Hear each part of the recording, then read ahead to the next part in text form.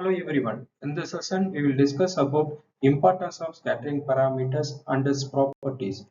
In general, low frequency circuits are having linear elements and the relationship between input and output ports can be obtained with the help of voltage and current equations. Whereas at high frequencies, it is very difficult to measure the voltage and current, and also no devices available to measure the voltage and current at high frequencies. So we need a specialized parameter in order to obtain the relationship between input and outputs of a high frequency network.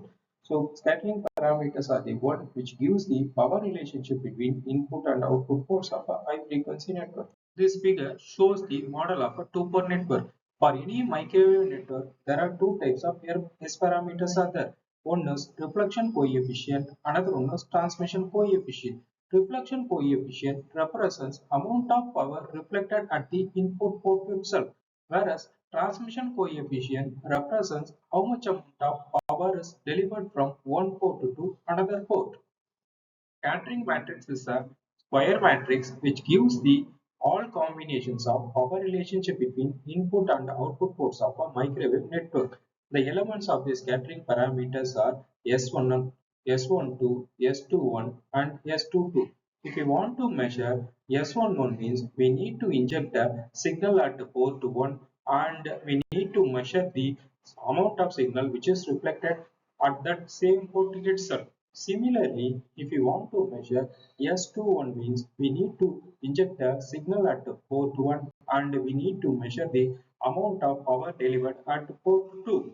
The dimension of the scattering matrix actually depends on the number of ports in the network. For example, if the network is having two ports means the size of the scattering matrix will be 2 cross 2. Similarly, a network having 3 ports will be having a scattering matrix of dimension 3 cross 3.